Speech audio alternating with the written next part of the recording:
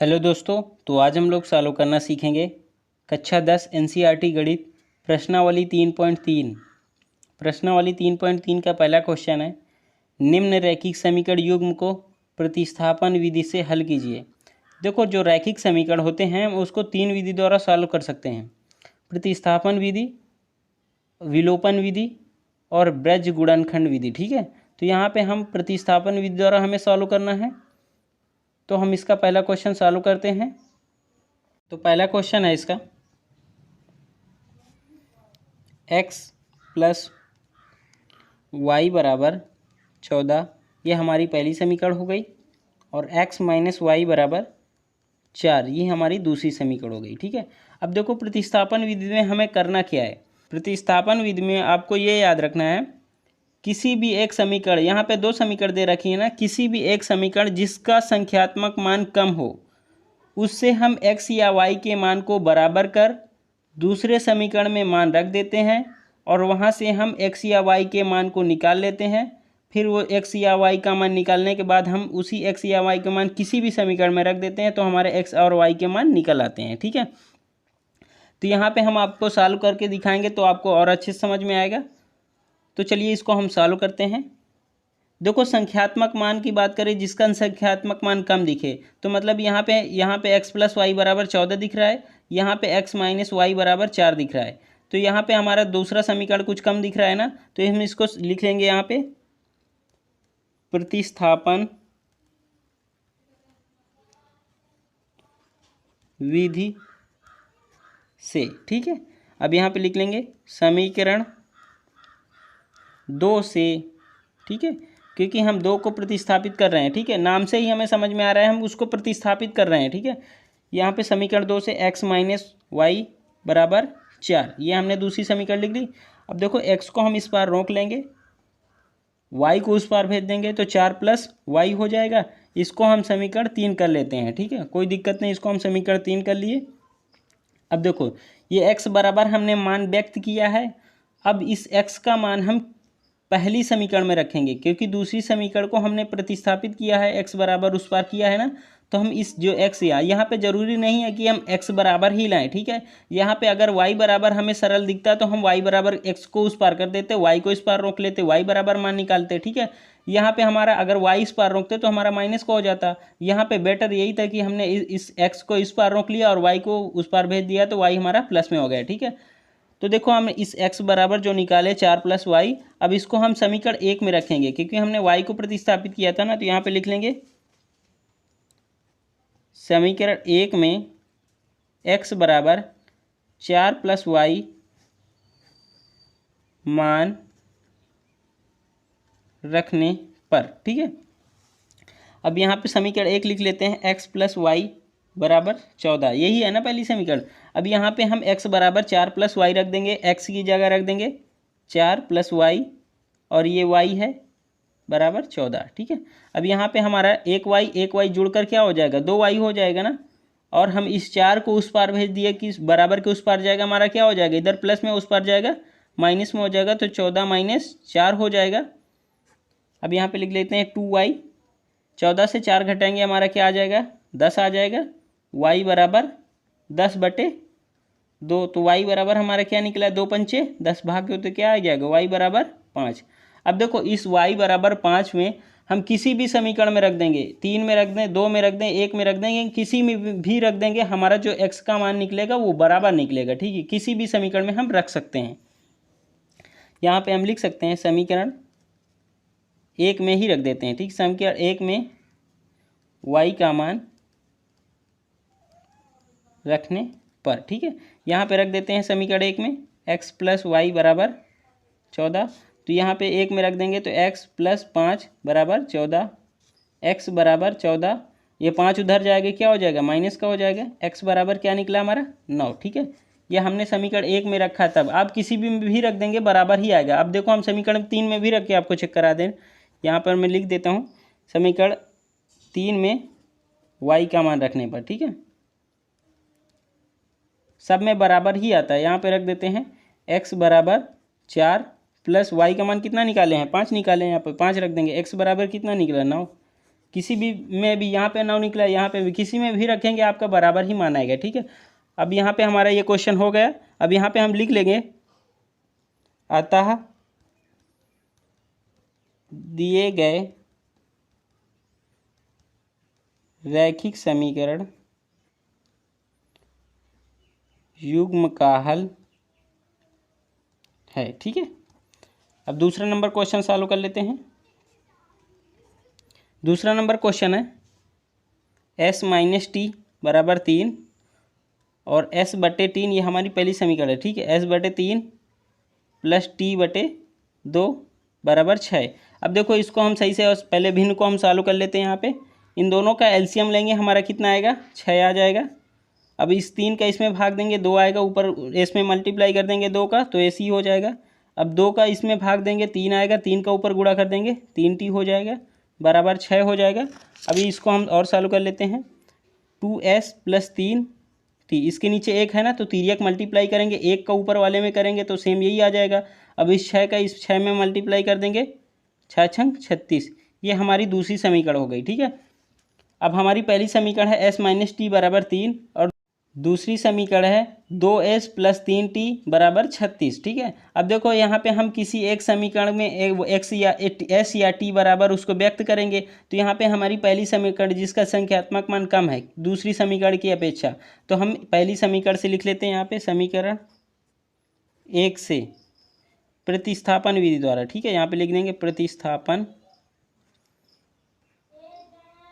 विधि से। ठीक है, यहाँ पे पहली समीकरण हमारी क्या दे रखी है, s माइनस टी बराबर 3। यहाँ पे अगर s हम रोक लेंगे, अब इस 3 को उस पार भेज देंगे, इस t को उस पार भेज देंगे, s 3 प्लस t हो जाएगा ना, इस t को उस पार भेज देंगे, तो इसको हम समीकरण 3 कर लेते हैं। ठीक है, अब आगे सॉल्व कर। अब इस तीसरी समीकरण s बराबर जो हमने निकाला है, अभी ये हमने पहली समीकरण से व्यक्त किया है ना, तो अब हम इसको दूसरी समीकरण में रखेंगे। s का मान जो निकला है इसको हम दूसरी समीकरण में रख देंगे, तो दूसरी समीकरण में रख देते हैं हम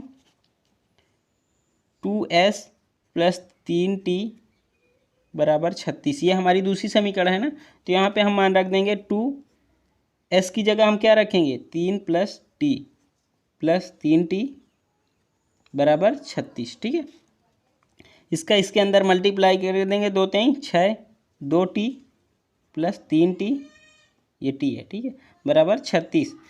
अब देखो 2t 3t जुड़ जाएगा, क्या आ जाएगा, 5t आ जाएगा।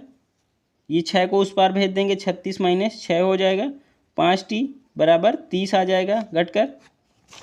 t बराबर हमारा क्या निकला, 30 बटे 5, तो 5 छक्का 30, t बराबर हमारा क्या निकला, 6। अब इस t का मान हम किसी भी समीकरण में रख देंगे, हमारे जो मान निकलेगा इसका वो बराबर ही निकलेगा। ठीक है, यहाँ पे हम लिख लेते हैं समीकरण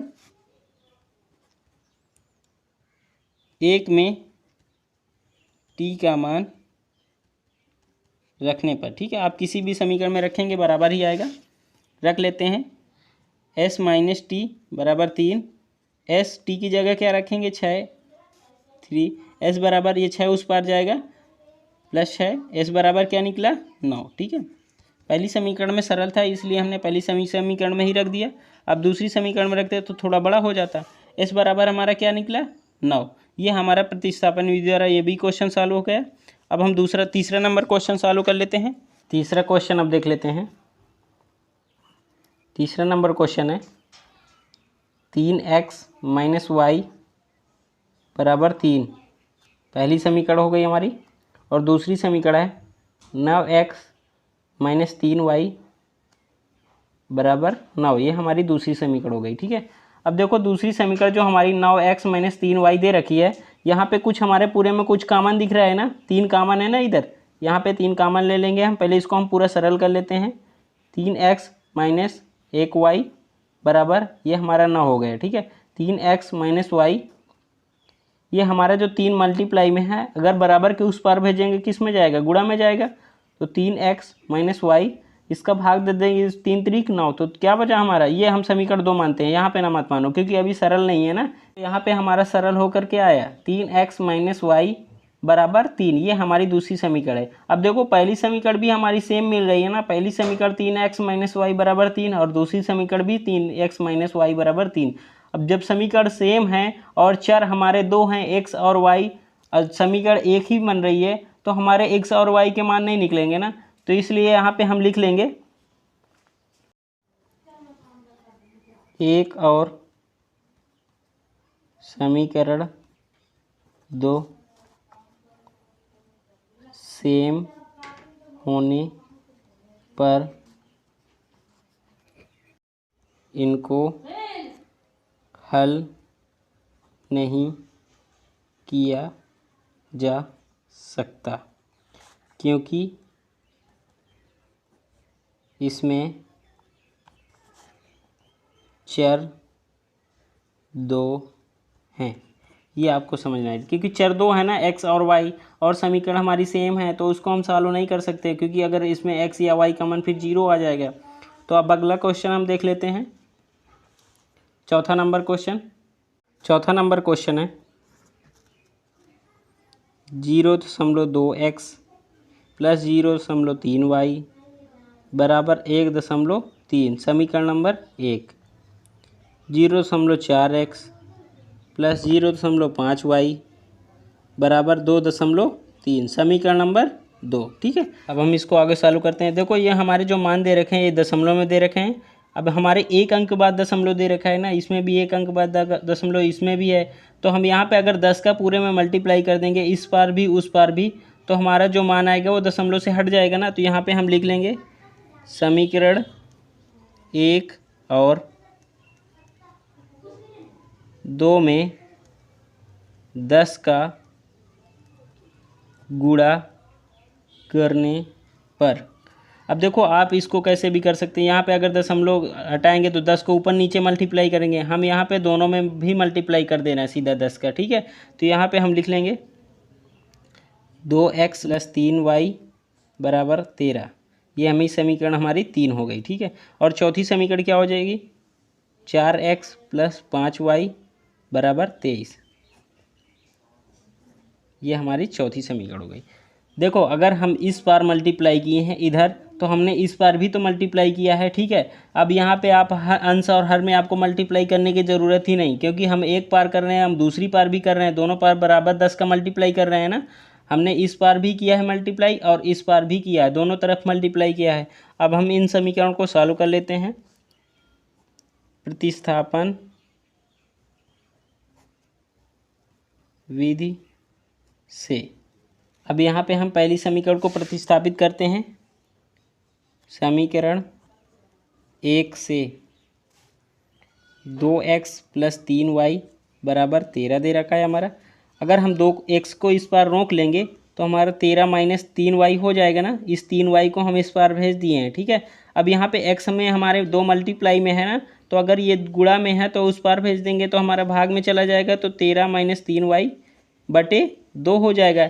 x का मान हमारा क्या आएगा 13 माइनस 3y बटे 2। इसको अगर हम मानना चाहें तो समीकरण 5 भी कर सकते हैं, नहीं तो आप ऐसे ही छोड़ देना। यहाँ पे लिख लेंगे अब हम समीकरण 2 में। ठीक है, समीकरण 4 कर लेंगे, क्योंकि 2 तो हमारी दशमलव में है। यहाँ पे लिख लेंगे समीकरण 4 में, क्योंकि हमने 3 को प्रतिस्थापित किया है ना, यहाँ पे लिख लेना समीकरण 3। ठीक है, 4 में x का मान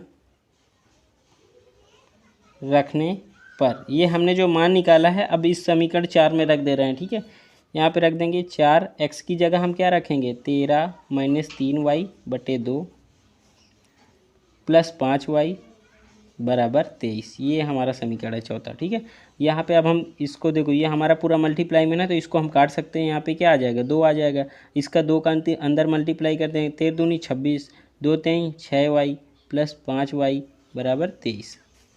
अब यहाँ पे हमारा 6y बड़ा है और 5y छोटा है ना, और माइनस का चिन्ह लगा है तो घट कर क्या आएगा ना, केवल y आएगा, माइनस का आएगा वो भी 23। अब इस 26 को इस पार भेज देंगे, हमारा माइनस का 26 हो जाएगा माइनस y। अब यहाँ पे छोटी संख्या में हमारा प्लस है, बड़ी संख्या में माइनस, तो घट कर क्या आएगा माइनस का 3 आएगा, तो y का मान हमारा क्या निकला 3। इस y का मान y बराबर 3 हम किसी भी समीकरण में रख देंगे, हमारा जो मान x का निकलेगा वो बराबर निकलेगा। तो हम समीकरण 3 में ही रख देते हैं, समीकरण 3 में y बराबर 3 रखने पर, ठीक है। समीकरण 3 हमारी क्या है, 2x प्लस 3y बराबर 13। 2x प्लस 3 की जगह क्या रखें, y की जगह हम क्या रखेंगे, 3 रखेंगे, बराबर 13। 2x 13, ये 3 त्रिक 9, उस पार जाएगा माइनस में हो जाएगा, तो x बराबर 13 से अगर 9 घटाएंगे 4 आएगा, ये 2 इधर मल्टीप्लाई में बटे में आ जाएगा, तो x बराबर 2 दूनी 4। x बराबर क्या निकला हमारा, 2 निकला। x और y के हमने मान निकाल लिए। अब हम अगला क्वेश्चन देख लेते हैं, 5वां नंबर क्वेश्चन। 5वां नंबर है √2x प्लस √3y बराबर 0। समीकरण नंबर 1 हो गई हमारी। और समीकरण 2 क्या है, √3x माइनस √8y बराबर 0। समीकरण नंबर 2 हो गई हमारी, ठीक है। अब यहाँ पे हम किसी एक को प्रतिस्थापित कर लें तो हमारी संख्यात्मक मान किसका कम दिख रहा है, समीकरण 1 को दिख रहा है ना, तो हम 1 को प्रतिस्थापित कर लेते हैं। यहाँ पे समीकरण 1 से प्रतिस्थापन विधि द्वारा लिख लेते हैं, ठीक है, प्रतिस्थापन विधि से, ठीक है। अब यहाँ पे हम लिख लेंगे, समीकरण 1 लिख लेते हैं, 2x प्लस √3y बराबर 0। अब देखो यहाँ पे अगर हम इसको इस पार भेज देंगे, √2x इस √3y को उस पार भेज देंगे तो क्या आ जाएगा, माइनस का √3y आ जाएगा ना। अब यहाँ पे देखो क्या करेंगे, अगर x बराबर हम रोक लेते हैं, x बराबर √2 जो हमारा है गुणा में है ना x के, तो उस पार जाएगा किस में, भाग में आ जाएगा, तो माइनस √3y बटे क्या आएगा, √2। ये हमने x बराबर मान निकाल लिया है। अब इस x बराबर जो हमने मान निकाला है इसको हम समीकरण 2 में रख देते हैं। तो यहाँ पे हम लिख लेते हैं, समीकरण 2 में x बराबर माइनस √3y बटे √2 रखने पर, ठीक है। समीकरण 2 हमारी क्या है, यहाँ पे लिख लेते हैं हम, √3x माइनस √8y बराबर 0। √3x की जगह हम क्या मान रखेंगे, ये पूरा मान रखेंगे, तो यहाँ पे हम x की जगह रख लेते हैं √3y बटे √2, ठीक है। यहाँ पे माइनस का लगा है तो माइनस का लगा देंगे, माइनस √8y बराबर 0। अब देखो ये रूट का 3 है, रूट का 3 ये भी है, तो दोनों को मल्टीप्लाई हो जाएगा, रूट का 9 हो जाएगा, 9 का वर्गमूल ले लेंगे तो हमारा क्या आ जाएगा, 3 ही आ जाएगा ना। माइनस लगा है तो माइनस भी लग जाएगा, तो 3y बटे √2 हो जाएगा, माइनस √8y बराबर 0।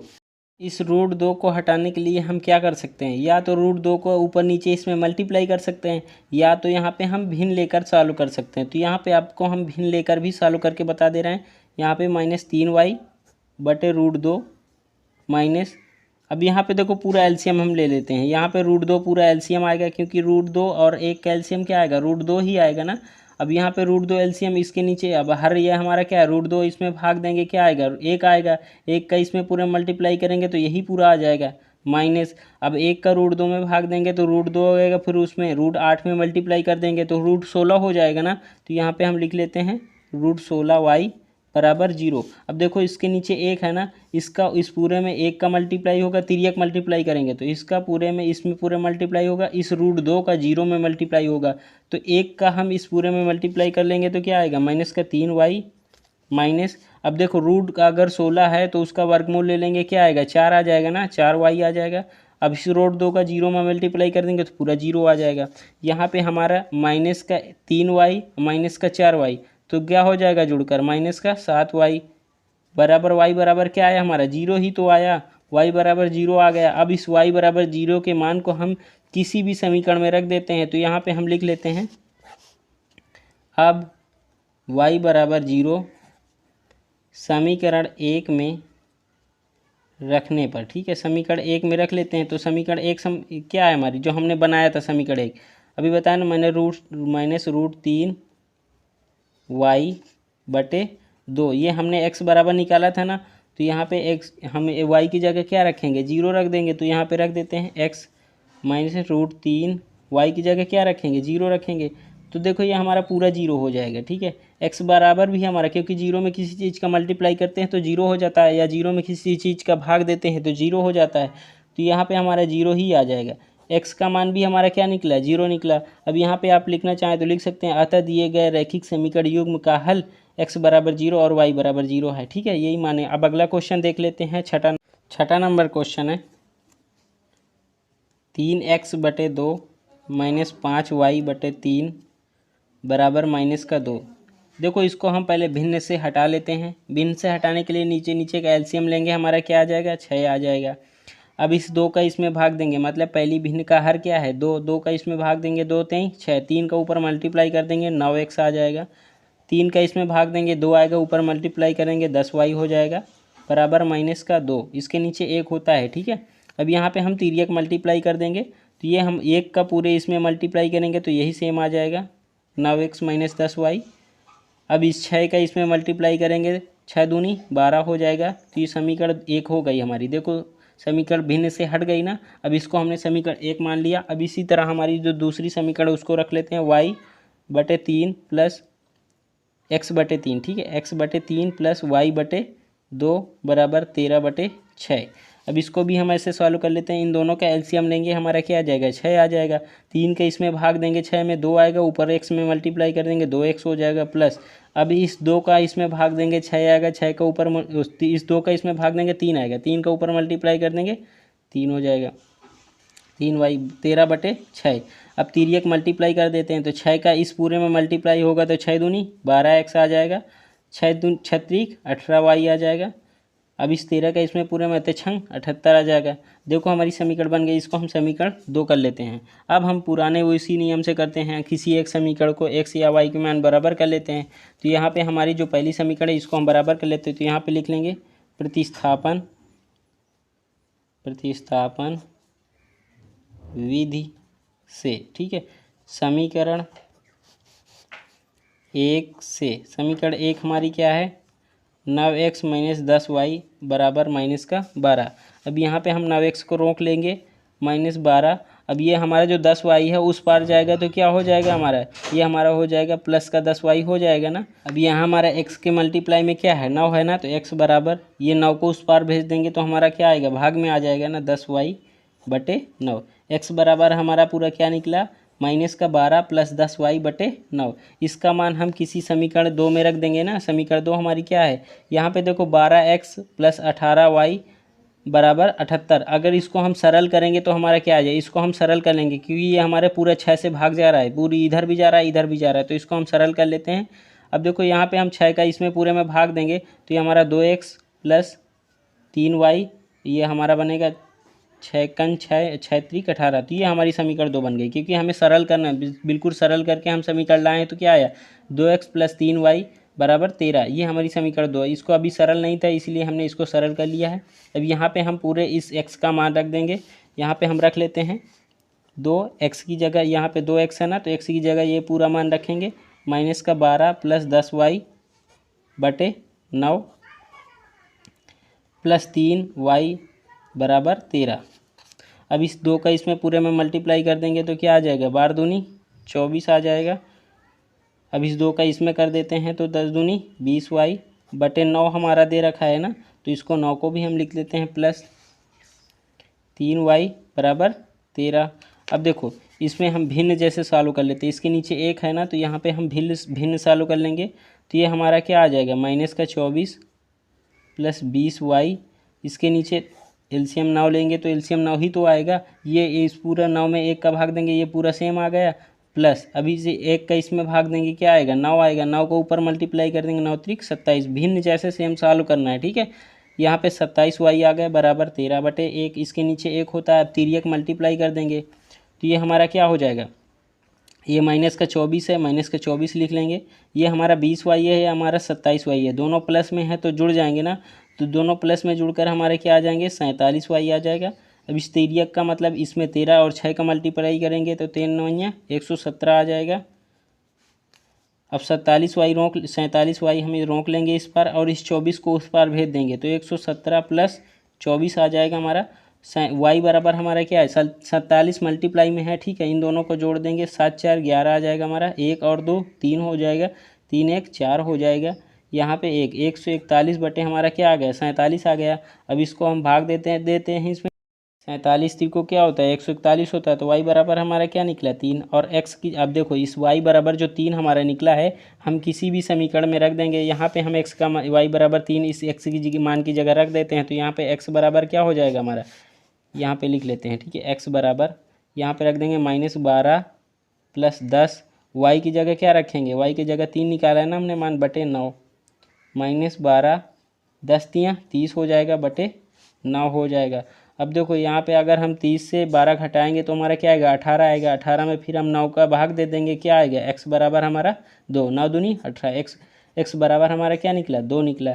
x का मान हमने 2 निकाला और y का मान हमने क्या निकाला 3 निकाला, ठीक है। यही हमें प्रतिस्थापन विधि द्वारा सॉल्व करना था। तो अगला क्वेश्चन हम अगली वीडियो में देखेंगे। वीडियो कैसी लगी कमेंट करके ज़रूर बताइएगा, और चैनल को नहीं सब्सक्राइब किया है तो चैनल को सब्सक्राइब कर लीजिएगा। थैंक